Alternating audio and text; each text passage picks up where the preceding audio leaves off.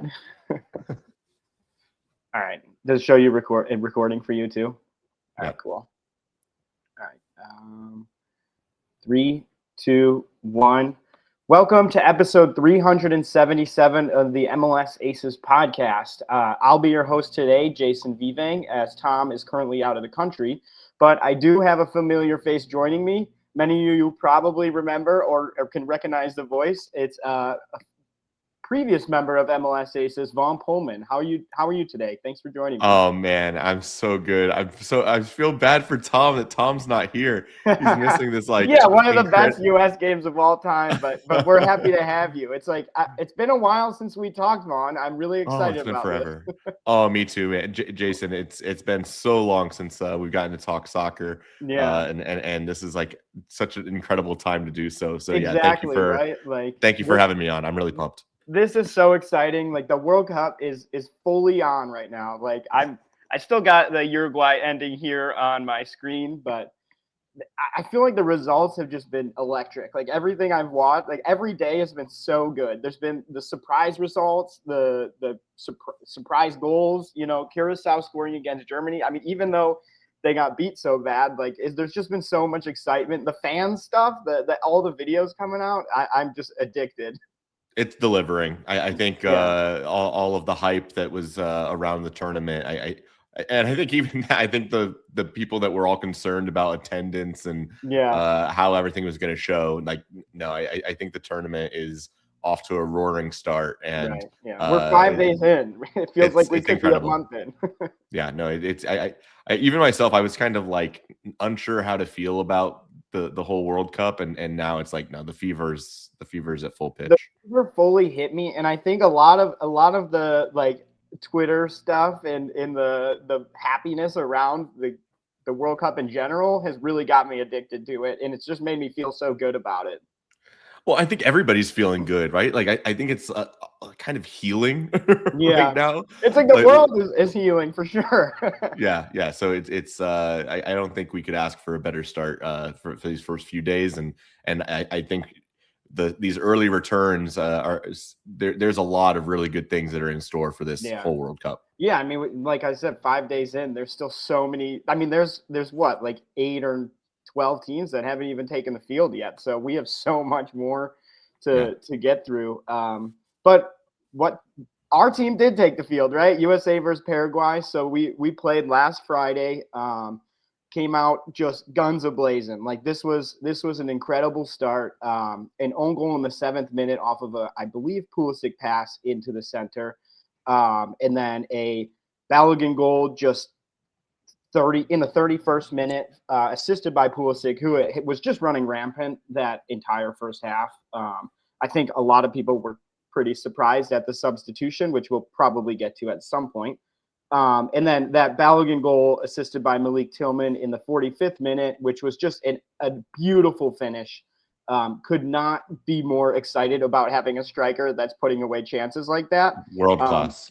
And then, so the goal by Paraguay in the 73rd minute, but then Gio Reyna, the guy who came in to do what he just did, right, comes in and puts a bow on that, gets us back to the +3 goal differential, which ends up being pretty important with the Australia game. So, I mean, initial thoughts, how do you feel? I think a lot of people came out of that just saying, this might be the best performances we've seen out of a U.S. team in a long time. Yeah, I think it stands out. I mean, you couldn't ask for a better start to the tournament for the U.S. And I think it's a game where the team exceeded expectations. It wasn't meeting expectations. It was we've gotten so accustomed to needing to temper those expectations and kind of what can this team be and what's reality, right? And I think even some of these players, right? A lot of these guys were on the squad that failed to qualify for past World Cups, and now the team is rising to the occasion of being hosts, rising to the occasion of maturing in where they are in their career development. The team is gelling, and they're carrying some momentum that really there wasn't a lot of momentum during the cycle leading up to this, right? Like, I mean, I there were think some really bad losses in there that just hurt. no, it was like the final warm up games against Senegal and against Germany. It was like, Mhm.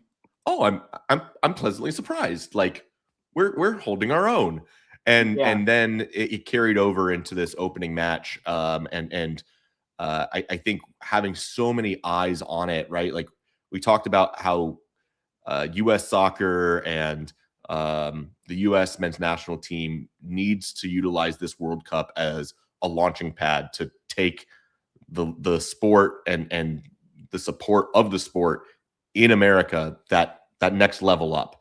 And I think that this opening match, I think the team showed that they recognized that responsibility, and especially the first half. I mean, uh, it was a revelation. I mean, Yeah. to me, it was a watershed moment for the whole program, and I hope to see more of it, because that if this is the norm, not only for this tournament but moving forward, it's a big moment for the sport here. Yeah, and I think games like this one are the reason people become lifelong fans, right? Like I think we can, at least for me, I can trace back my fandom of soccer in general and US soccer especially to like the 2010 World Cup, where that was I would have been probably like 15. And I'm watching this, and that was like a breakout moment for me, in a great performance in the Landon Donovan goal, like those types of moments in this first half, like you're saying, where they just came out ready to go. I mean, they dominated from the first kick, led in essentially every statistical positive category, right? They had more expected goals, way more shots. They had 53 touches in the opposition's box, 4 big chances, way more passing.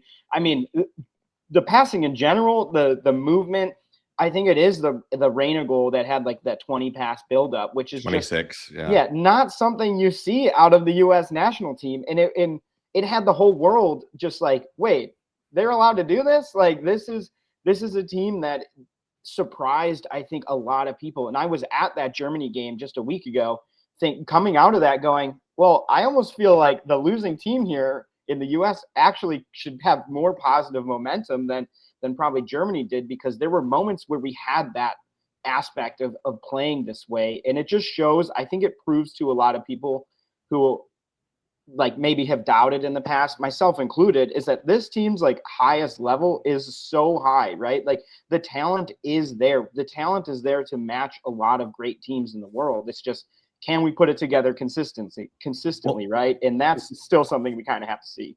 well, and I think it's also the how the goals are being scored that is Yeah. so significant in what we're seeing.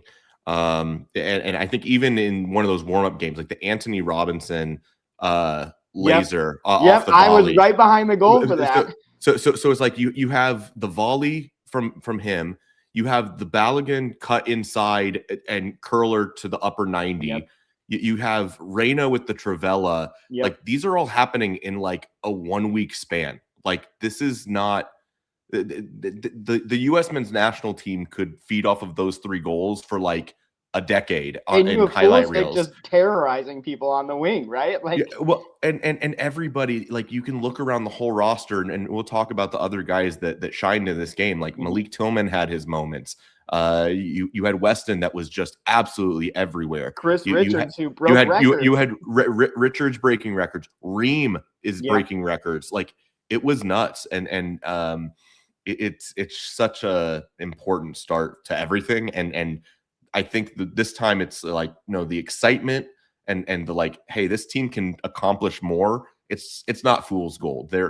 We've been fooled, but I think that this feels different. Well, and I think too, like a lot of people who are just watching for the World Cup, which is a lot of people, and I think there's probably people listening to this podcast who are new to soccer. Paraguay is not just like a run over team. Like this team beat Brazil, beat Argentina, beat Uruguay in the qualifying. They only allowed 10 goals total in, I think, 18 qualifying matches for this World Cup. So this isn't like I came into this game a little bit nervous, and that was put to bed immediately. I was like, oh, this, like, game one of the World Cup on home soil. There's pressure. There's a lot going on. There's going to be like the hype videos and stuff. It's a little scary. And then they put that to bed immediately. Like I felt so confident so fast because they didn't look scared of the moment whatsoever. And I think we always talk about how okay, yeah, Pulisic has played in Champions League games, big games. Dest, Tillman's played in some big games now. McKennie has honestly carried Juventus in some games. Tyler, like a lot of these guys, Chris Richards has played in multiple well, I guess one final in the last year, but he's won trophies with Crystal Palace. So like these guys are now playing in these huge games, and I think it's starting to show. I think the talent and just they know they belong, and that's starting to really show. Well, I think they've also played in big games together. I Right. think what's also really unique about this group right now is that a lot of those guys you just mentioned have been with the team for like 2 full cycles now. Like we're going on like 8 years where like these are the golden boys that are coming together. And like Reyna, right? Reyna didn't get the call last time, and it was so like controversial. Like, should he have made this group? And then he comes Reyna in as did make the World Cup. Is that what you're saying? Yeah, but I'm saying like he's been in the spotlight of like Reyna was supposed to be the guy, right? Or you know, it's like 1A, 1B, where like he's in that class with Pulisic and McKennie and Adams and like he's that core. I mean, I think we can do the Reyna conversation right now because we're talking about it. But I think for me, like Reyna and I on the last 2 podcasts was basically like it, or especially 2 weeks ago when we were doing our U.S. men's national team preview. To me, it was like Reyna being on this roster. Like I get why, right? Like I don't want people to think I'm just like hard against him. I get that when he does the stuff he did, he's probably one of the, if not the most talented player on this roster. But that being said, he's not playing regular minutes for club, and he hasn't been for a long time. So to me, it was a surprise that he did get that spot over a couple other guys like a Tessman or I really thought Aiden Morris would be pretty valuable at this World Cup, but that's kind of, I've already talked about that plenty of times. But like Reyna immediately showed why he was here in getting that goal. If Reyna can come on as a super sub victory cigar, like hell yeah. like take the pressure off of him. Let him come on and do his thing in that sort of situation. Let him come on in limited minutes and just run as hard as he can, right? Like this is sure the World Cup's expanded, so there's a little bit more time between games, right? We have a full week here between matches, but I think with a guy like Reyna, the value is so high that it's almost like you have to bring in him. And I did love how the entire team celebrated that goal, including Pochettino, who ran all the way down to give everyone a hug. Yeah, I think you can see that connectivity too, where like, yeah, you're going to celebrate like that for a World Cup goal, but I think you can see the camaraderie that's there. You can see that how much it means genuinely. You know, in the lead up, wasn't there the controversy about Jesse Marsh talking about how he had to like beg the players as an assistant to like sing the anthem? It's like, no, these guys are playing with a lot of pride. Don't question that they're perfectly fine out there. Yeah, the funny thing is like the Jesse Marsh stuff is like you're coaching your own team, dude. Like you have a game that you need to win, right? And we can kind of touch on that Canada game a little bit later, but I just think the Jesse Marsh stuff needs to go to 0 during the World Cup because the more he talks about the U.S., the less I seem to care about it. There's salt on that rim. I mean, 100%. I mean, I think he's burned bridges here. So, well, he won't feel that he burned the bridge, but yeah. But I mean, who else do you think? Like, who do you want? Like, I feel like we've touched on a lot here. Balogun, especially having an informed striker like this is massive for a World Cup. I think it's something that I always thought Josie could do, Altidore, and I feel like there was that one World Cup, was it 2014, where he got injured pretty quickly and never kind of hit that form. But if Balogun can maintain this form, I mean, we're in for a treat.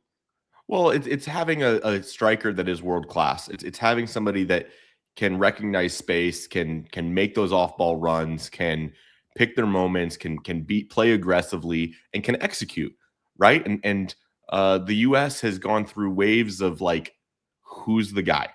Yeah. Or for many years we were too reliant on just Dempsey.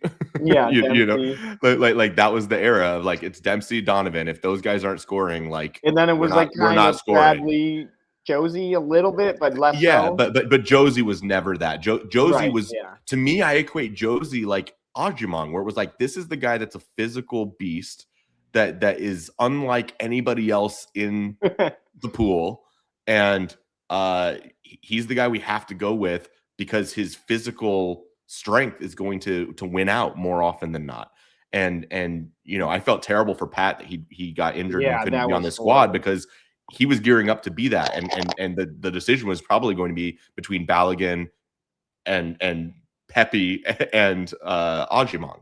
And so yeah, Balogun taking the bull by the horns here, because I think there's still been that debate of like, is it going to be Pepe? Is it going to be, you know, Haji could see minutes, but I think Haji will see minutes. I think something that Tom and I have talked about a little bit, and Tom was more bullish on Pepe than I have been in terms of Pepe's, and especially in that Senegal game, Pepe and Pulisic combined so well that he had a moment where he was more, you know, seeing that was really positive. Whereas I think the Pulisic Balogun, we hadn't seen as much of that but combination. when if we had choices? Right, exactly. And right? Different strikers, right? Like Pepe does things differently than Balogun, who does things way differently than Haji. So like I think the three of them are all really valid, which is why I think we'll see. I mean, we obviously saw Pepe come in this game towards the end, but I think we definitely will see Haji as well at some point during this tournament, if not next game. I One, it think allows these guys to stay fresh. You're not relying on one guy. yeah.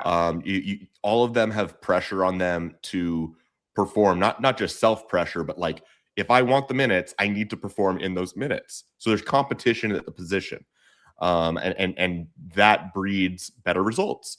And right now everybody's playing with confidence, and we've seen that in a very short period of time, where I don't know that confidence has been very visible throughout qualification, but like, no, we're hitting our stride at the right time. And it's a perfect start to It's the whole thing. beautiful. And we're playing with possession, which kind of brings me into my Australia versus Turkey A game, because in this game for the USMNT, we had, I believe, 65% possession. So that's, I mean, we were playing with the ball, higher expected goals, lots of shots, lot of time in the opponent's half. And that's something that actually for Turkey A did not work very well. They had 72% possession against Australia. So going into our game versus Australia, are you expecting to see a similar sort of counterattack game from Australia that they pulled off against Turkey, or are we looking at a different lineup here? No, I think it's going to be that sort of response. I think we're going to struggle to have as much possession. But yeah. It was something that the Paraguay coach mentioned, and he was talking about the pentagon that we had kind of as our foundation. That was really a tactical advantage throughout the game, right? Balogun at the top with Pulisic and McKennie underneath, but a little bit wider than Tillman and Adams underneath them. And I think Australia is going to struggle with that same group. I don't think we're going to see changes in that group of five unless Pulisic is injured. But everybody's saying like he's going to go. Sounds like he's ready to go. Tyler Adams, I think I saw today, was like he's good. Yeah. So I'm not concerned there. I think anybody looking into that it's nothing at this point. Something maybe keep an eye on. But I think tactically, I think that is why our possession was so strong. Is that we have so much class in that group of players. And right now, you can try to sit back against us, but I think that's the thing, is we aren't one dimensional. I think we can play through teams in a couple different ways. There's a lot more creativity, I think, than we're used to, right? Like I think with Dest, I love the lineup with Dest and Robinson as our wingbacks. I think Alex Freeman, Chris Richards, Tim Ream, if they're playing like this, I mean, if Chris Richards is basically not ever messing up his passes, like you're already at an advantage. Tim Ream was phenomenal in this game as well. And then, like you said, bringing up that midfield pentagon, which is just really, really strong and can kind of rotate. And a lot of those guys can kind of move around. I do feel like Australia will sit and kind of invite that pressure. They did a really good job of defending against Turkey. I mean, they gave up 30 shots, 8 of which were on target, 51 touches in the opposing box versus Turkey, and won the game 2-0. So like it does worry me a little bit. I think part of why they won that game was because their goalkeeper Beach played out of his mind, man of the match performance. But I think to your point, the U.S. is a little bit more can offer a little bit more different looks throughout a game, and I could definitely see like that pentagon kind of shifting around the field and really trying to break the lines, break through the Australia defense. Well, and to that point, you mentioned Richards and Ream, right? Like, what were the two stats that I saw? Richard 83 for 83 passes, yep. was the most passes with 100% success rate Accuracy, since yeah. like 1966 by Yep. any player in the World Cup.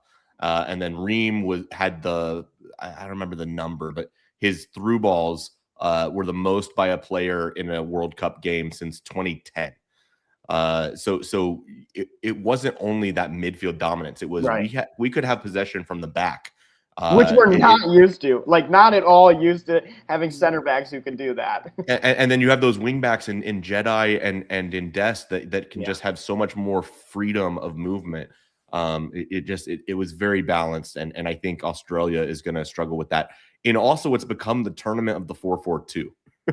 Right, like the other thing that I think is a little advantageous here is that the U.S. is not playing in that 4-4-2 that a lot of the other teams are, and so I think that's going to be a bit of an advantage if we can maintain that tactical fluidity in how we're approaching the field and getting some advantageous numbers.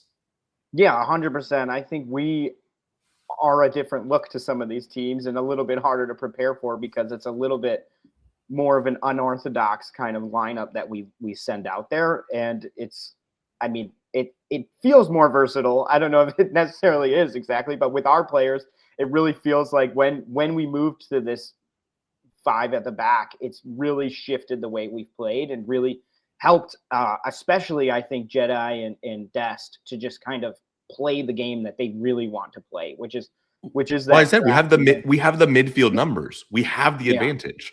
So well, and we have the defenders who are playing well, and Tyler Adams, who I think we all have loved forever because he kind of is like that safety net back there, right? Like he plays that defensive midfielder role so well, where I think it just opens up so much for this team, so much for the creative players, the attacking players up front to just do what they want to do, knowing that there is someone back there. The one thing I will say is Aaron Kunda, the Australian winger, looked really good at breaking in behind, which is how they got that first goal.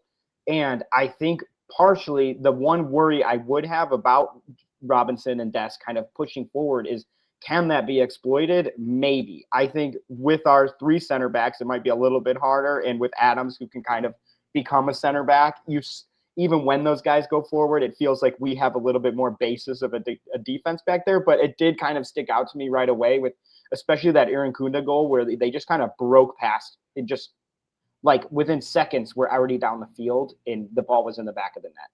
Yeah, well, and in Charlotte, I understand Ream getting caught on an island. Like you do not want Ream in counterattacking, caught in transition moments. And I think that's one of the reasons that we're also in that back 3. It takes that pressure off of him. Well, and he's not with Chris Richards, like this is the one thing that makes it so much different than the Germany game that I was just at, is because with Chris Richards there as the center back, it feels pretty good with him kind of, or even a rotation. And with Freeman and stuff, Freeman's a pretty fast guy. I think there's a lot more coverage for this back line when Chris Richards is in there. And I think a lot more confidence for us fans with Chris Richards in there, just knowing that there's someone like Ream who's played a million games, right? He's a captain for a reason. He knows what he's doing. It's not like he's going to mentally make a lot of mistakes, but physically he's definitely past his prime, right? So I think seeing guys like Chris Richards, Alex Freeman, Tyler Adams even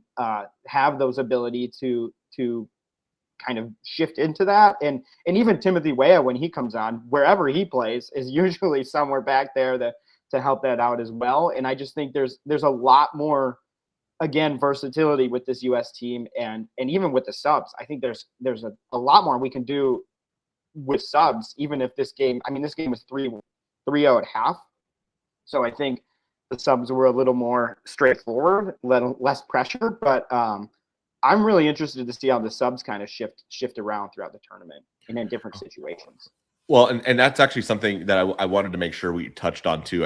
I don't want it to be lost, and I think it's really important that we scored goals in stoppage time of both halves, right? So playing to the whistle, playing full 45s, recognizing that we're the team that has possession in those closing moments and are the threatening side, is something you want to carry, because it to me, it's so important this time of year. And this is why I said it also was a watershed moment, is like, it's a psychological thing. The sports psyche side of it is like, if everybody believes that the U.S. men's national team, like historically, always plays below expectations and they're not going to win, why are you even in the tournament? Or they're not playing in a way that you're just necessarily excited about, right? They're playing in a way that's counterattacking, a little bit like timid at times, like Turkey, or not like Turkey, like Australia. Like Australia, yeah, where it's was, we might be the worst team, but we're going to try and hit you on the counter. We're going to try and hit you in. We're the plucky underdogs. Yeah, we're not that, and not in this group. and so I think that's the okay, if we're going to be the big bad wolf, right? And now it's like, all right, we are a team that should be quality. We should be able to go out there and we're going to be the team that's dominating possession and have the bulk of chances. And like, that's the sign of a good team. Right. And so it's reason for optimism. A team comfortable with the ball. and a team that now also in the tournament feels and understands, like, in those end of game moments, in those end of half moments, when we need to go grab that goal, they're going to have confidence that if they trust their system, if they get aggressive, if they go forward with the ball with purpose and play with urgency, that the goal will come. Right. And having that tone set early in the tournament should do good things once you're outside of the group stage. I mean, I think you made a great point with just the psychological aspect of starting off this way. Like, I was kind of mentioning before going into it, I was a little nervous because it is their home World Cup, right? This is a huge moment for all these guys. This is a really stressful moment, a high pressure moment, and they lived up to that. And I think psychologically, like, just seeing the vibes around the U.S. team, seeing how they had, I think they did like a barbecue, it was mentioned on TV, and had friends and family join. Then they had the day off, I think, on Sunday. There's a joy to this team right now that I think was there actually for a long time. I mean, you mentioned there's a lot of these guys have been friends and been together for a pretty long time now. I mean, there's a few, I would say Balogun, who came in a little bit, probably only like 3 years ago, really for this cycle. And even Tillman maybe was sort of on that, Freeman for sure. But I think they just come into this team that is sort of like a little community at this point. And honestly, props to Greg for that, because I think Greg really started to establish that, and Pochettino has really kept that going in a really positive way. It's not like with that barbecue, with the day off. I think it's knowing when to celebrate, but also it's clear that they know when to lock in and be ready, and they know that they have a job to get done. They're loose, they're free. It's not like they're putting extra weight on the moment. Yeah. But I think it's this. That psychology. It plays for the players on the pitch, but it also plays for the opponents. Yep. And the fans, the energy in stadium, right? Everybody starts to believe in what is coming, or they know that like an opponent is going to get scared, right? They know that they hit the 85th minute and the U.S. has possession and they're getting aggressive and they're getting numbers forward, and they believe, and they're showing that they believe that critical goal is going to come. And there's no complacency. Like, to your point, 2 goals in stoppage time when we already had a 2-goal lead both times. Yes, and so I think that is something that is under talked about in sports in general. Take a look. Once again, Tom's not here, so we can talk about the Knicks winning the championship. We can talk about the he won't go on a Canes 10-minute tangent. here in the Carolina, the Canes winning the cup. Yep. I'm good things are going right now for us. But in yeah, that, yeah. I know. Good vibes But over here. great vibes. But for the Knicks, right? What happened? It didn't matter if they were down by 12 points a game. Yeah. It didn't matter if they were down by 29 points in a game. Everybody on the Knicks knew, and all the Knicks fans knew and believed we're not out of it. We're coming back. We're coming back. We're coming back. And what happened for the Spurs fans? I think the Spurs, everybody that was a Spurs fan was like, ugh, I can feel it coming. We're going to blow it, and we're going to choke at the end of the game, and Wemby's going to have a critical turnover, and somebody's going to make a boneheaded play every single time. The and the same thing happened to the Spurs. And the same thing happened in the Canes Vegas series, right? Every time somebody went down 2 goals, 4 goals, there's going to no lead is safe. Somebody's coming back in this game. To that Kings point, like I think that 4-0 lead that Vegas blew and ultimately ended up winning that game had a lasting effect still on them because it's like that happened. Like that still happened. You crumbled. Yes. And that was the tide. That was when the whole thing flipped. And so that's what I'm saying is don't undervalue the fact that the U.S. scored in stoppage time in this opening game. Yeah. That is so critical in what the team is going to believe, what the fans are going to believe, and what the opponents are going to believe in each game moving forward. And we're 2 games, and then we advance, and then you are in a do or die game. And those moments are so critical, and that belief is so critical. And I'm telling you, the energy is different this time around. That's why it feels so different. Yes, we won. It was the how we won. It was how we looked. It checked every needed box for the opening match. Exactly. Like it left nothing about me was like, I want this more, or I want to see more of this. I mean, I thought that Gio coming on and scoring a goal in stoppage time is like, now teams have to be worried about him coming on and doing that because we all know that the potential was there, but he just lived up to it, right? He just did it. So scoring a goal like that, especially with that 26 pass lead up, it's not something we've seen from the U.S. And I think it definitely puts a little bit of doubt in opposing teams' minds. You know, when Gio gets up from the bench, someone's looking over there going, okay, well, he's coming on. Like, how do we deal with that? It's not, you know, I think years and years ago where it was a sub came in and it wasn't necessarily game changing, but we have subs, Timothy Weah, I think included, who can come on and really make their impact, make their stamp really quickly. And teams have to be worried about that, right? I think Sebastian Berhalter is another one who at times has looked really good under Pochettino and has only just improved, has been incredible in MLS, has played in big games. And I think there's just guys that I'm way more confident with coming off the bench. I think the roster is as deep as it ever has been. Yes, no, I totally agree. And I think maybe the weakness that we can talk about, because we did give up a goal in this game, and we did blow some leads against Senegal and against Germany in those final tune-up games. You know, I do think that when teams play direct and run at our center backs, that is when we're susceptible. We can be played through the middle. Yeah. That's not, you know, goals that are coming up from wide positions and crosses into the box and set pieces. And like that's not where it's coming from. It's coming from run right down the gullet and get in behind and get guys in the defense that are backpedaling and isolated in 1v1 centrally. That's what we have to keep an eye on and try to avoid those moments. And to your point, Australia, that's what we could see in transition. Yeah.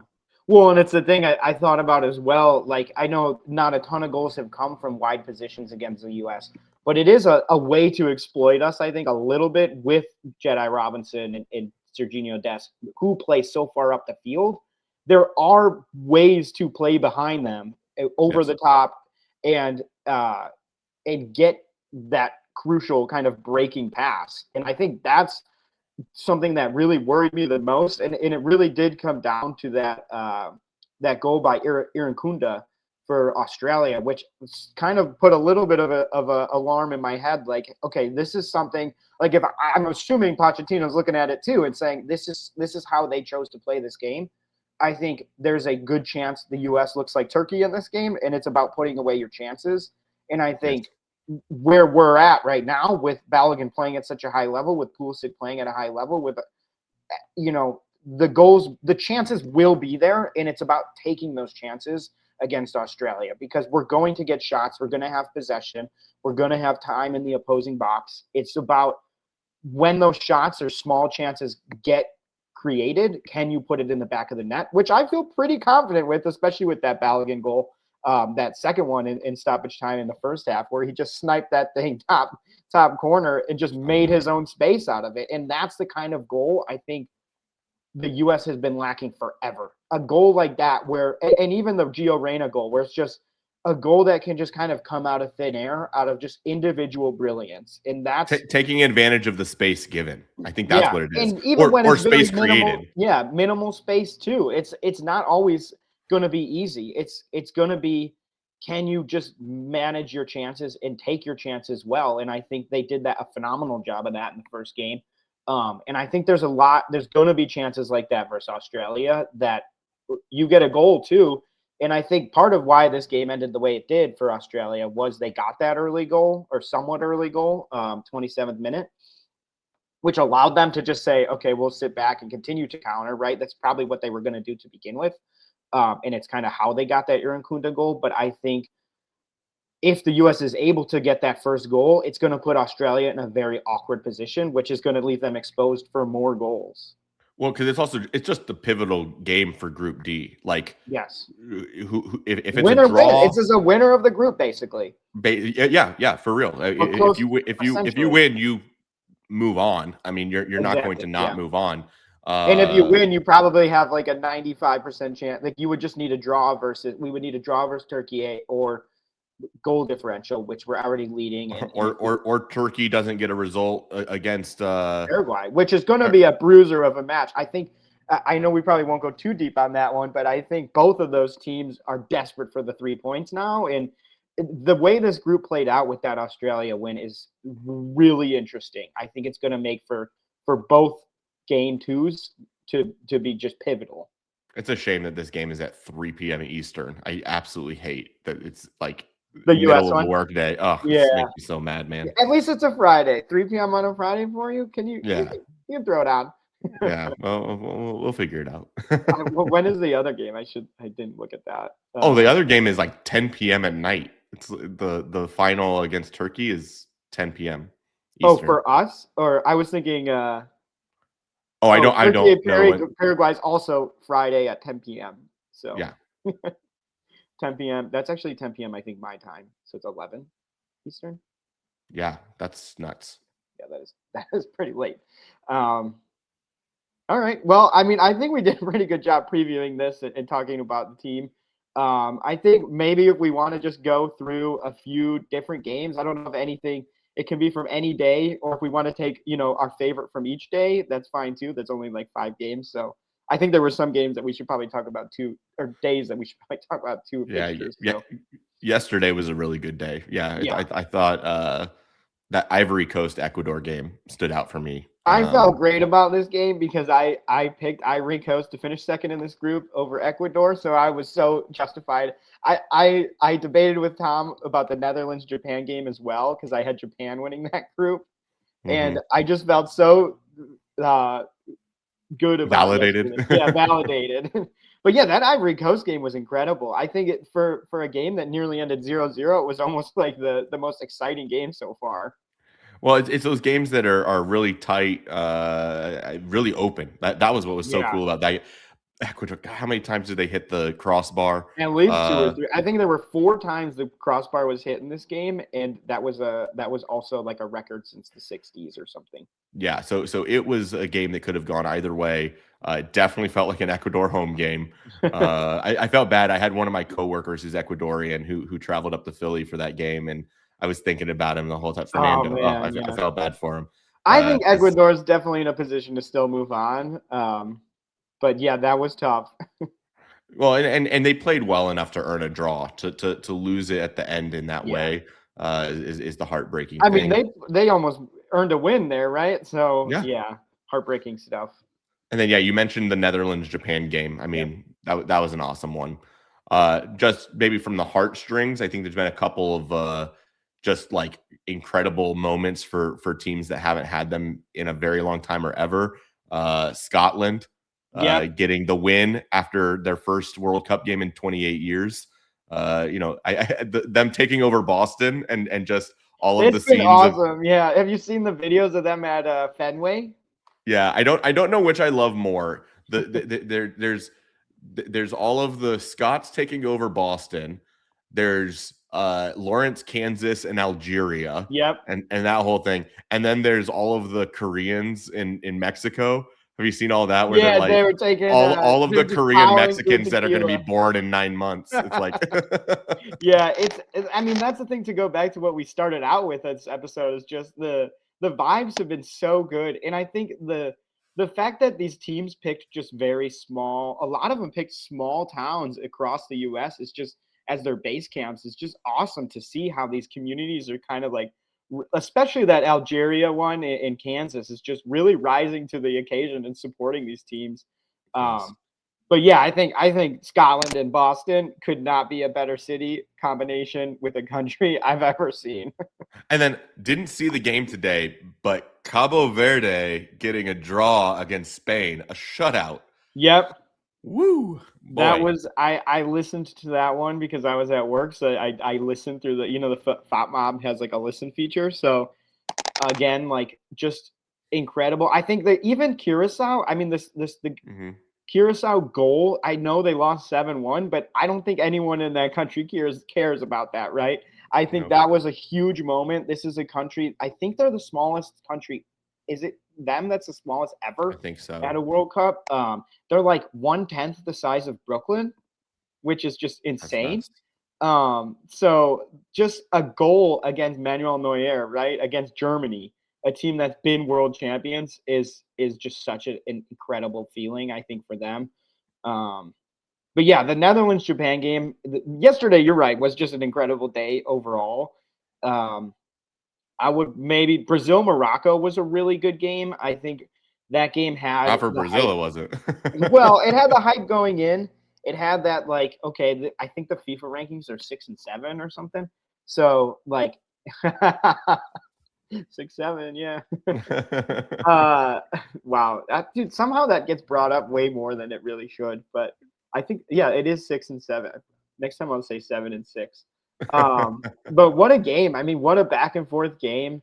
To that Vinicius Junior goal was incredible. I thought it was going to Mhm. go through the net, but it just another great game, a really really fun game.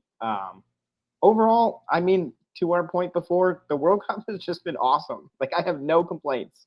It's been great. It's been, as I said, it's delivered on everything that it's needed to. I think for everyone. I think even Mexico in their hosting game and Yep. Canada getting their first World Cup point.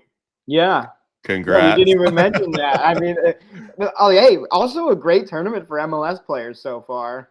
Yes, We've yes. had So we had a South Korea goal from a previous in Vancouver. Bonfiam, Yep, from Huang. Vancouver. We had Kyle Laren scoring a goal. I mean, there was more. I think Mbakazi and Mbekele for the Fire had a pretty good game in a pretty bad performance for South Africa.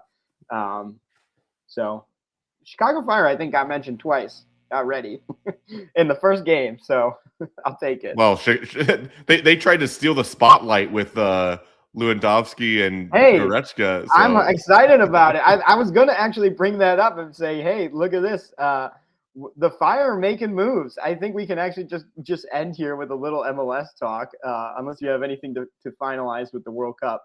no, all good. We got to get Uh, in some of our MLS talk. yeah, so yeah, the Fire. I mean, they had billboards just go up in like the weekend that just said welcome Robert Lewandowski, and it sounds like that he's got the deal. So it's just up to him now, and whether he wants a 2 or 3 year deal or a deal at all, I guess. They picked their timing perfectly for Yep. the Fab Romano Well, leak. building hype in Chicago, right? Like there's a big bar out here that they've been hosting watch parties with, and I think they rumored to have, I think it was going to be Lewandowski yesterday, show up at the bar, but the schedules didn't align and something happened. But Greg was there. But for getting into the spotlight when they didn't host a game, right? It's like, okay, we're Phenomenal job. we're gonna get the final U.S. men's national team game. We're gonna just drop this little nugget for the Flyer, like right here at the tail. Lewandowski's in the city. We're looking at Yeah. Goretzka. I mean, the Fire would be incredible if they got that. So I'm really excited about the Fire moving forward. So they've leaked the third kit, which is like it looks like it's the old colors with the new kind of, it just looks like a kit from 10 years ago, which I'm just super excited about. The only thing that would make it better if it said Quaker across the front. The new stadium coming. Oh, it's you should be excited. Park. Yeah, there's a lot going on. But I did want to ask you, just to finish up, because Wilfried Zaha is now gone out of Charlotte. Give us your takes on Wilfried Zaha and that experience, as well as the signing of 29-year-old Alain Saint-Maximin from France. Played with RC Lens most recently and Club America. He's pretty much the Zaha like for like replacement, right? So how are you feeling? I don't know how to feel. I mean, I am sad to see Zaha go. He was an experience. It was. I've always had a soft spot for Zaha, so it was electric watching him. I mean, it was a lot of fun seeing him on the pitch. He was a difference maker for the team. Yeah. I do think that the shtick got old. I think a lot of the fans were like, all right, you can't just constantly be complaining about the fouls. Well, and there were times where he would do the complaints about the locker room and stuff on Twitter and social media, which I thought was not the greatest. But once again, it just was like, I think I said many times, I think he's a misunderstood guy. And I think he likes it that way. And he's, what a life. He's living his life. He's living it on his terms. And I don't know if he went out on his terms or not. But to your point, Alain Saint-Maximin, I mean, I'm excited that they got as close as literally possible for a like-to-like thing. And you know what? Where MLS has come so far. I mean, when we started talking on MLS Aces, where the league was at and how far it's come along in the past 6 years, much less the past 2. But like that a team can sign a DP like Alain Saint-Maximin, a guy who's played, is coming from Ligue 1. He played in the Prem. He tore it up at Newcastle. He's a guy that played in Liga MX. Okay, he flamed out, but that's a whole nother conversation. But that like we can be like, is that a good signing? Like a 29-year-old DP that's played in all these top leagues. Like I remember when it was like, oh, Javinko coming to the league is like, now that's an MVP level guy, but like the league has come so far. Yeah, the quality of, I mean, we were just talking about Lewandowski, who's towards the end of his career, but Goretzka, I think, is also 29 years old or 30 years old. Another player that's just like, how the league has definitely come a long way. I mean, and we've been doing this podcast forever. Son, you've got Son, you got Mueller, you got Messi, you've got Busquets, you got Suarez, you got like all of these guys that it's not just a handful of past their prime. It's not Bastian Schweinsteiger, which, to be fair, I was pretty excited about at the time. Yeah, but it's not. But like Alain Saint-Maximin could end up being like Bernadeschi, like it could also be a crash and burn. But I think the exciting thing is, especially for Charlotte, who's I think never been complacent about trying to get better and be a good team in MLS. Yes. Like.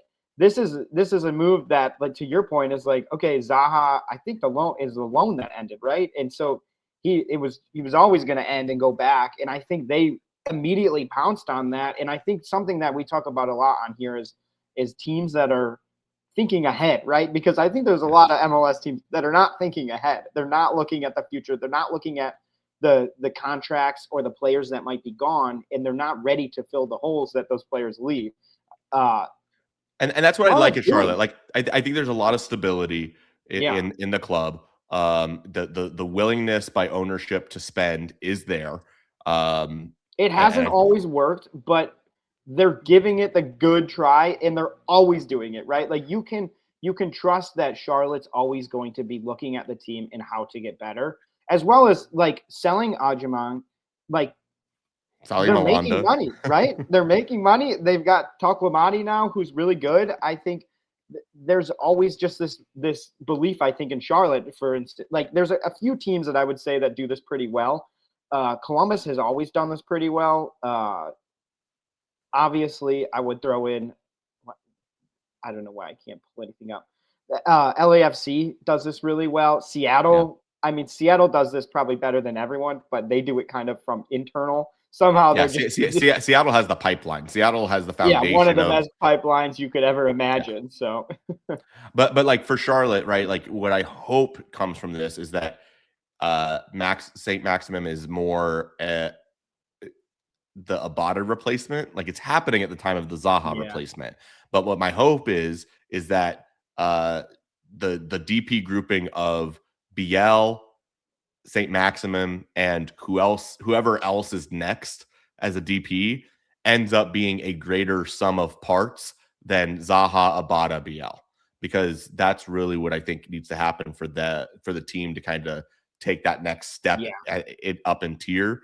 And I also hope it's not another winger. I hope that they let like a Loco I do think have the wing, and I really feel that the Charlotte FC needs to get another number 8/dual 10 to play beside BL. Yeah, because I think one thing that's kind of plagued Charlotte is sometimes they get DPs that are the same, right? They're trying to do the same thing. So I agree. I do think Zaha, though, despite maybe not putting up the stats you hoped to see, I think caused so much space to be opened up for Charlotte that you have to be pretty happy with what he actually did. No, Zaha was plenty fine on his goal contributions. I think he was everything that the team, anything more would have been unrealistic, I think, for him. You know, he found his opportunities. He was impactful. He was a good DP. It was more I think, off-field antics and the also losing your head in critical times, like him not being available in the playoff opener because he picked up a red card, a needless end of game red card for a second yellow. Like that's the stuff that's just you open the door for criticism of, is your head in the right place? Is your heart in the right place? And so people question your commitment level. Well, you invited it. It had nothing to do with anybody but yourself. and so I didn't love that it was talking. Yeah, it was an interesting guy, and I didn't like that it was talking points that we didn't have to talk about. Yeah. It took away from the on field. Correct. And I think if he didn't have that, then he would just be like hyper beloved, and instead he's like hyper criticized. You know. Yeah. Well, I think we'll probably just close out here. Like, if you have anything else you want to add about Charlotte, about the U.S., anything you want to say? No, it's been so great to get to talk soccer again with you. It's been far too long. I have been tuning into you and Tom. Carrying how many episodes now? We're at 377. That's this episode. That's crazy. That's crazy. That's, I mean, years and years and years long. So it was, sometimes I look back on it and I'm like, when did I even start? I was in college, and I've probably been like, I think pre-COVID. I was on pre-COVID. Yeah, that's crazy when you think about it. But, and Sam, I miss Sam. I do too. We got to get all four of us back on a pod in the coming year. So, but thank you again, Vaughn, for joining me. This has been really fun. I'm super excited it's awesome that you got to join for the World Cup podcast.